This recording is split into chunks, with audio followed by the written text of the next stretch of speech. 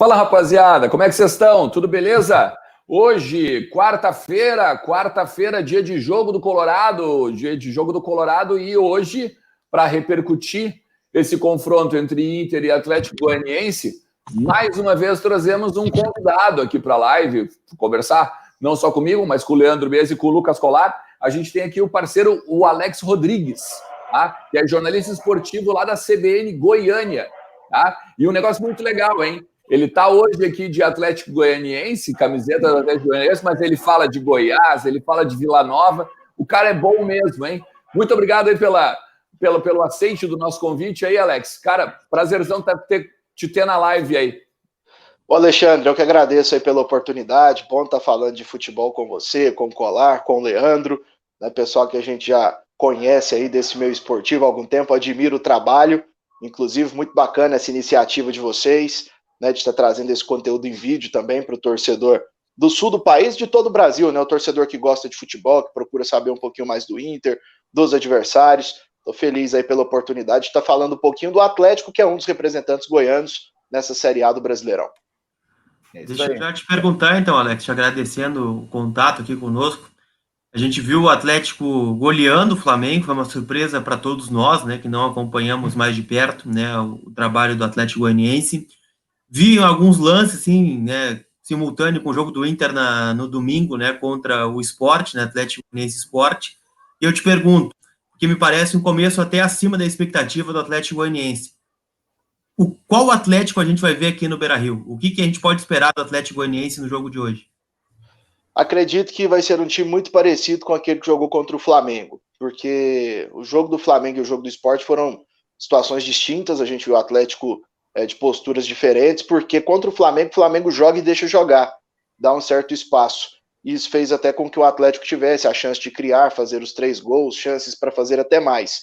Contra o Sport já era um time mais fechadinho, saía na boa, tentava sair, mas ao mesmo tempo não deixar ali a parte defensiva muito desguarnecida. Então eu acredito que o Atlético desse jogo contra o Inter, por se tratar de um jogo fora de casa, por se tratar de um dos grandes do futebol brasileiro, um time que gosta de propor o jogo, que gosta de ter a bola, eu acredito que vai ser um jogo semelhante ao que foi contra o Flamengo. O Atlético mais cauteloso, esperando a oportunidade de poder jogar também. Perguntar para o Alex aí, o Alex, por gente já agradecendo aí estar conosco hoje, o Ferrarese faz muita falta para o time do Dragão?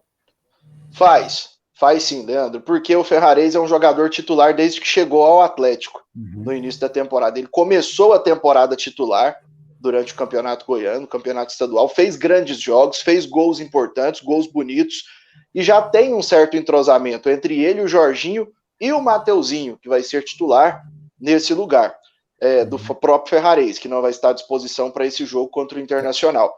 Então, assim, né? Só para esclarecer, né? A gente já pergunta, mas só para esclarecer, o pessoal não tá ligado, né? Exatamente, contra o Flamengo ele foi o grande nome do jogo, né? Ele participou, deu uma assistência, fez um gol, incomodou o tempo todo, fez um outro gol que depois foi anulado pela arbitragem de vídeo. Então é um jogador que faz muita falta, sim, por já estar adaptado ao clube, aos companheiros, e hoje por ser uma das referências, né, da equipe do Atlético em termos ofensivos. É um cara que cobra ali a bola parada também, é um cara que finaliza de fora da área quando o jogo está apertado. Então o Ferrarese vai ser um grande desfalque, sim, para o Atlético. Lembrando que o Atlético tem outro desfalque, né? O Dudu, lateral direito, também pertence ao Internacional. Ele está suspenso, foi expulso contra o Sport, um lance até um pouco ali de infantilidade, mas de qualquer forma ficaria fora por essa questão contratual também. Faz tanta falta como o Ferrarese, ou Alex, ou não? Faz, porque é o único jogador da posição que o Atlético tem hoje no elenco, né? Tinha o Reginaldo, jogador experiente, que já jogou no Londrina, já jogou no Atlético Paranaense, mas foi liberado para poder jogar pelo CRB, a Série B do Campeonato Brasileiro. Hoje tem o Dudu, tem o Moacir, que é volante, experiente, ex-Corinthians, ex-Sport, mas que joga improvisado também na lateral, e tem o Luan Salles, que é um garoto de 18 anos da base, surge como uma grande promessa, inclusive teve vínculo prorrogado por mais 5 anos, isso aconteceu na semana passada, mas o Dudu é o único jogador da posição, então vai fazer falta sim para esse jogo contra o Inter também. Então o Atlético vem improvisado agora então para o Beira-Rio, é isso?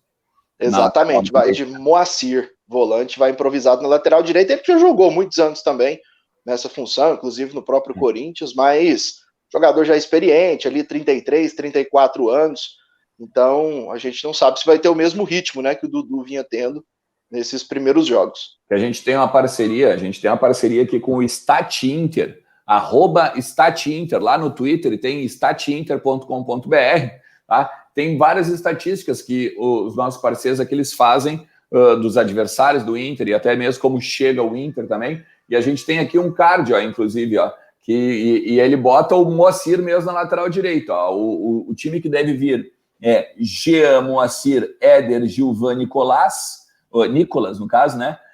Marlon Freitas, Edson, Jorginho, Everton, Felipe, Mateuzinho e o Yuri. Né? É interessante destacar aqui, ó, a gente gosta sempre de olhar isso aqui, o Alex, que é o retrospecto dos últimos 5 jogos.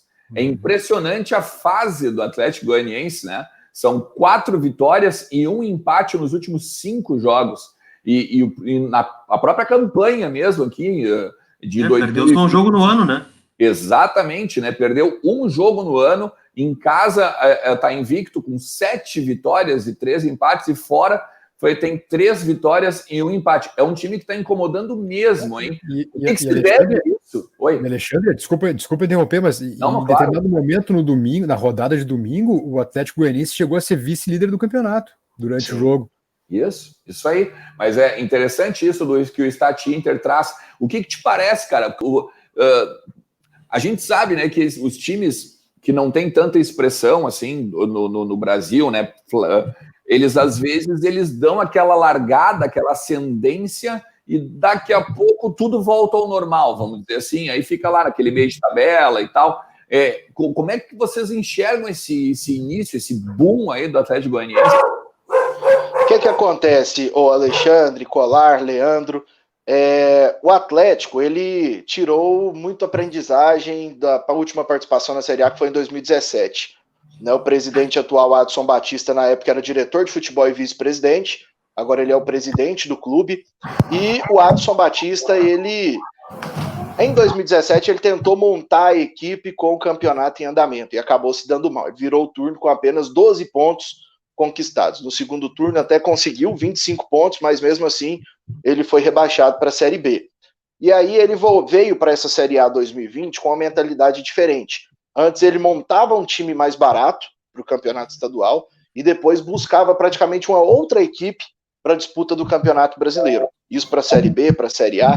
Nesse ano ele fez diferente. Nesse ano o Adson Batista ele já montou um time no início da temporada para ir se adequando, se adaptando, se entrosando durante o Campeonato Goiano para chegar no Campeonato Brasileiro com uma certa base.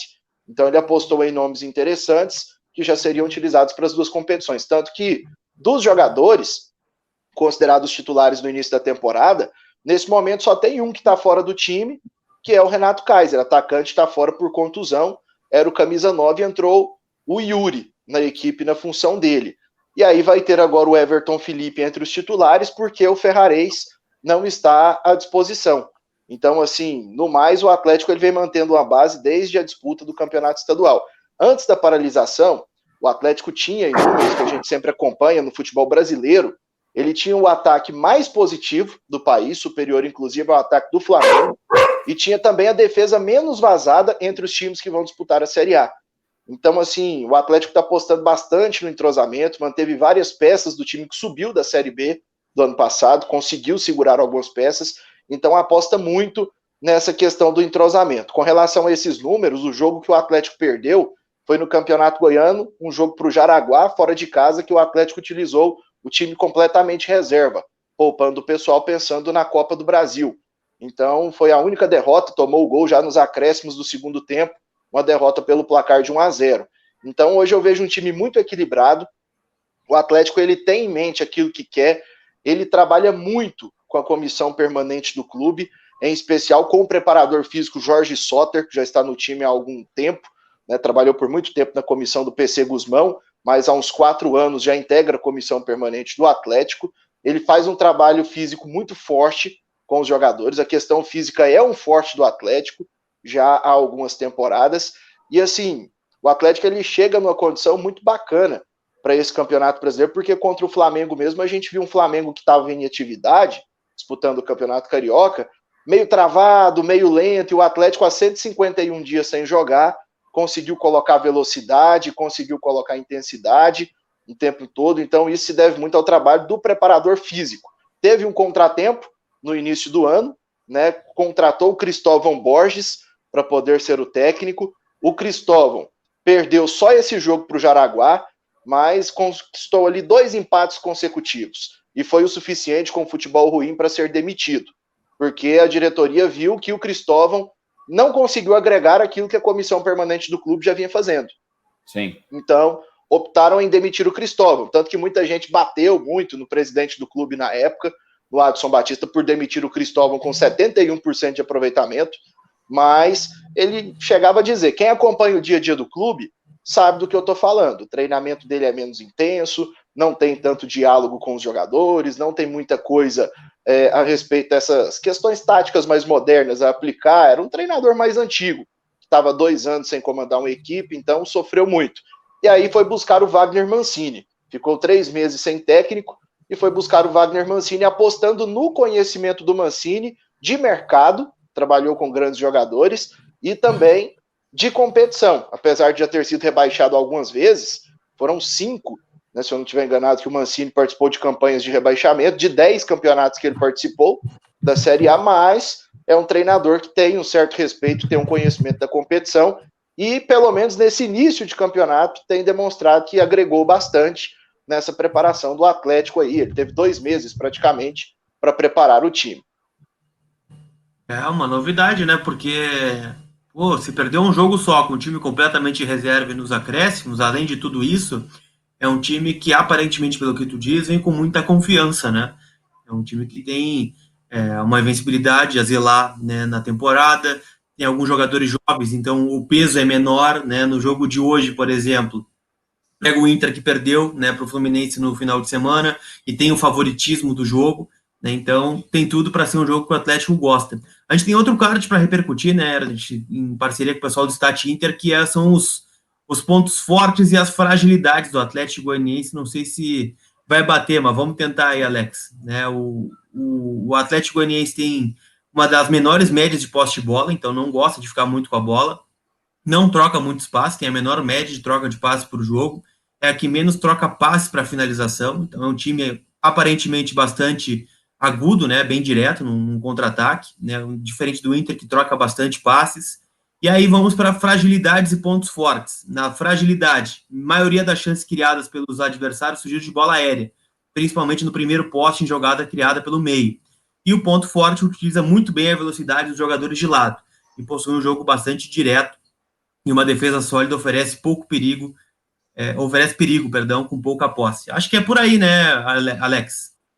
É, por aí sim. Desde o ano passado o Atlético vem sofrendo muito com essa questão da jogada aérea dos adversários. É algo que o time já tentou, já mudou a dupla de zaga, mas não vem conseguindo tantos resultados assim. Desde a Série B é uma dificuldade que o time tem. Mudou os laterais, mudou o volante, já mexeu até no gol, mas é uma dificuldade. Melhorou um pouco com o Jean. O Jean é um goleiro mais seguro para sair do gol nessas bolas.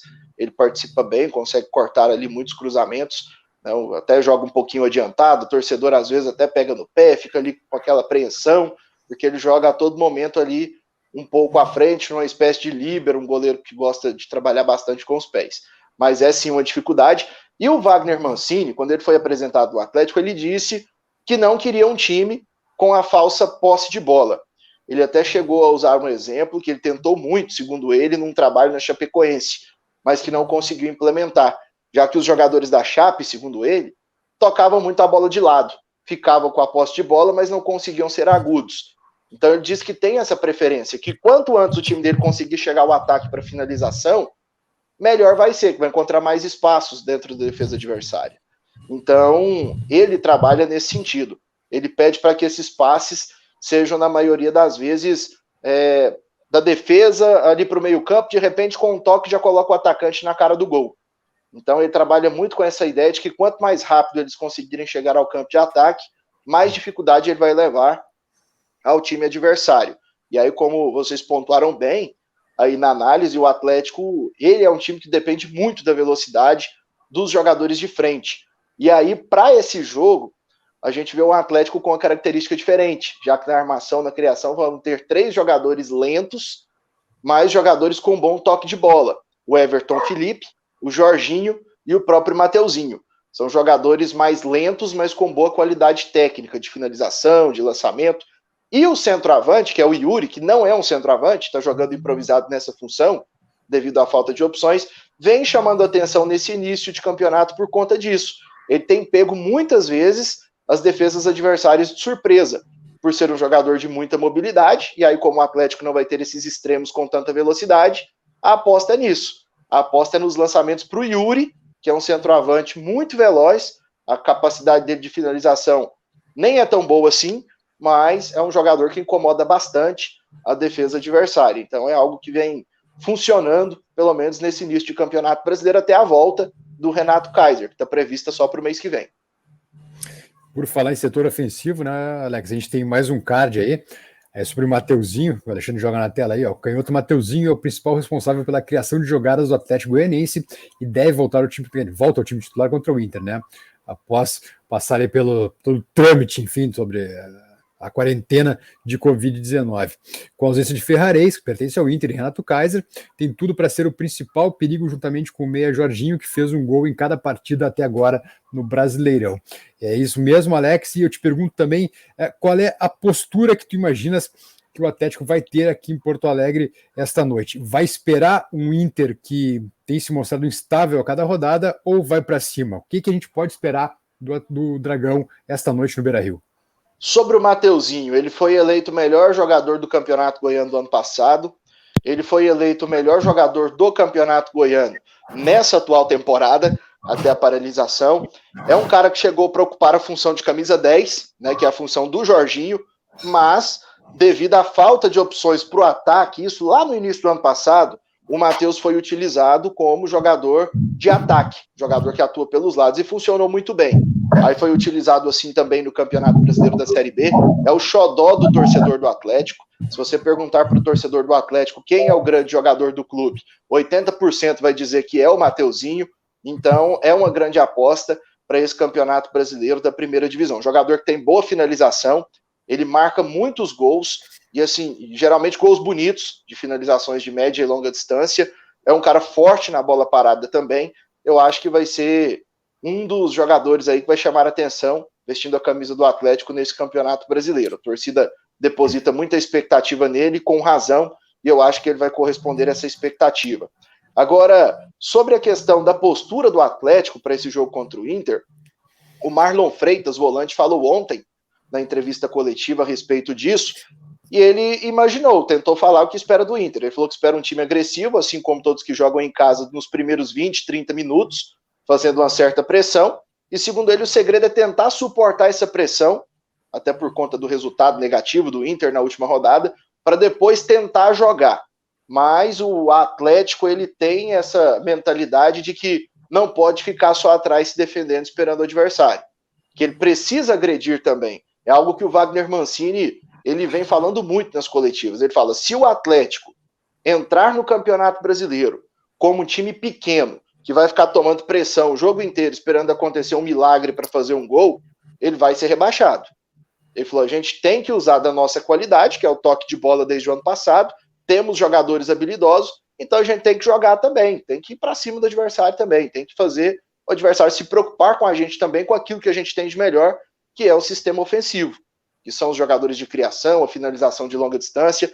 Então, a princípio, eu acho que o Atlético ele vai esperar um pouquinho, nos primeiros minutos, para ver qual é do Inter, se o Inter vem, se não vem, e aí, nos contra-ataques, vai tentar utilizar do erro do Inter, de repente ali do nervosismo, se não saiu o gol no início, para tentar conseguir algo positivo, né? Conseguir aí, de repente, uma vitória, que seria algo muito expressivo para o Atlético nesse início de campeonato. Só queria fazer um comentário aí, Alexandre, só permite, até com relação ao Alex também, um elogio, na verdade, ao Atlético Goianiense, Alex. Das camisas que eu vi até agora do brasileiro, olha, a do Atlético, a preta com a tarja vermelha, a faixa vermelha. Parece seleção peruana, né? Cara, lindíssima, me lembrou muito, eu não sei se é a inspiração, mas o Raio Valencano, de Madrid. Cara, que camisa bonita, olha, meus parabéns à direção do Atlético e pela camisa. O Atlético ele vem fazendo muitos estudos a respeito de uniformes, de histórias interessantes do futebol para fazer o lançamento das camisas, vem passando por uma modernização também em termos de escudo, né? O Atlético que lançou um novo escudo para essa temporada de 2020, até para desfigurar um pouquinho daquele muito parecido com o do São Paulo, é algo que o torcedor já vinha cobrando bastante. Essa camisa aqui que eu estou usando mesmo é o terceiro uniforme do ano passado, uma camisa quadriculada semelhante à camisa da Croácia, né? Uma camisa semelhante à da Croácia. O Atlético levou por base as conquistas recentes da seleção croata, que participou bem da última Copa do Mundo, e acabou fazendo esse design bacana, arrojado, que o torcedor comprou a causa. Mais de 20 mil camisas desse modelo foram vendidos no ano passado, um número muito expressivo, se tratando de Atlético. Dessa camisa que vocês citaram há pouco, com a listra vermelha na diagonal, parecendo a camisa 2 do River Plate, a camisa do Peru, o Atlético também fez um estudo, viu que seria algo diferente, algo que o clube nunca fez ao longo da história, e nos 3 primeiros dias de vendas, né, até uma pré-venda, nem tinham todas essas unidades à disposição, o Atlético vendeu mais de 1.000 unidades na loja oficial do clube em meio a uma pandemia. Então, assim, o torcedor gostou bastante. Muitos torcedores de outros clubes entraram em contato através do site do Atlético, querendo frete, querendo o envio da camisa, porque acharam muito bonito. Então, o Atlético ele vem se especializando nesse sentido também, né? Até a mudança do escudo foi feita pela mesma equipe de marketing que projetou o novo escudo do Atlético Paranaense. O Atlético procurou a mesma empresa para poder fazer algo bem criativo, algo novo, que fosse marcante, né, para quem visse. Então, o Atlético vem tentando se modernizar nesse sentido também. Tá faltando só uma coisa que o torcedor vem cobrando muito, que é a numeração fixa. Né? Entre os 20 times que disputam a Série A, o Atlético é o único que não tem a numeração fixa. Ah, sim, porque daí aí tu pode comprar do teu ídolo, né? Tu compra Exatamente. a camiseta virada, no caso, pelo menos aqui, né? No Inter, tu bota na hora ali. Eu não sei como é que funciona na loja do Atlético, se eles colocam na hora também a questão do número, do nome. Sim, na hora também. A pessoa escolhe o número e a maioria dos torcedores colocam até o próprio nome, né, na camisa. Mas seria algo bem interessante que o torcedor cobra essa questão da identificação com os ídolos dentro da equipe, poder comprar o número, a camisa de determinado jogador, mas que a diretoria ainda não se posicionou a respeito. Um outro detalhe também que eles cobram muito, e que o Atlético é o único entre os 20 representantes a não ter, é um projeto sócio-torcedor.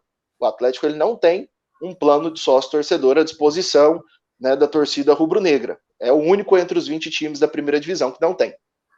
Bah, que loucura. Mas, cara, Alex, muito obrigado mesmo aí, cara. Muito obrigado por ter aceitado o convite aí, por ter aceito. O lado bom é que ele já está convidado para Goiás e Inter, né? Isso aí, é verdade. Já temos muita informação também para trazer lá em Goiás e Inter. O Alex, que tem esse aqui, ó, vocês estão vendo, @AlexNarrador, né? Tanto no Twitter quanto no Instagram. Se vocês quiserem depois dar uma pesquisada lá, buscar, passar a seguir ele, vocês vão ter muita informação legal sobre o futebol goiano, beleza? Alex, mais uma vez, muito obrigado, cara, por ter participado conosco aqui, viu?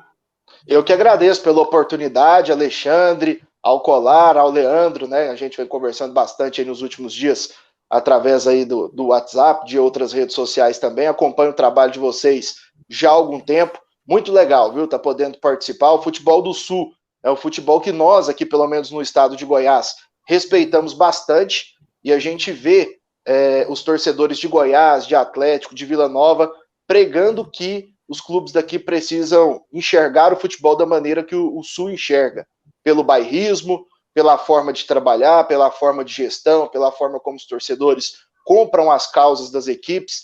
Então, aqui a gente usa muito o futebol do Sul como exemplo, né, na forma de gerir o futebol. Então é muito bacana estar podendo trabalhar com vocês, até a própria imprensa também, muita gente do Sul trabalha aqui no estado de Goiás, é uma forma de trabalhar muito parecida, então é muito legal estar podendo participar aqui com vocês, e agradeço desde já, então, aí a oportunidade de falar do futebol, e ficamos no aguardo, né, para poder falar do Goiás também, que vai enfrentar o Inter, vai enfrentar o Grêmio nesse campeonato brasileiro, mas em breve a gente volta, então, para falar do Verdão também, contra o Internacional. Show de bola. Colarzinho, qual a nossa programação hoje, Colarzinho? Hoje, a gente tem o pré-jogo, né? Meia hora antes da bola rolar. Então, a partir das 8 da noite, tem um pré-jogo, né, aqui no meu canal, né, com o nosso pré-jogo tradicional. O juiz apitou o final do jogo, já abre a live lá no canal, com o nosso Papo Reto sem edição. Aí tu bota no cronometra lá. 30 minutos, 25 minutinhos pra gente desabafar, aquela coisa que vocês vêm sedentos para falar, né?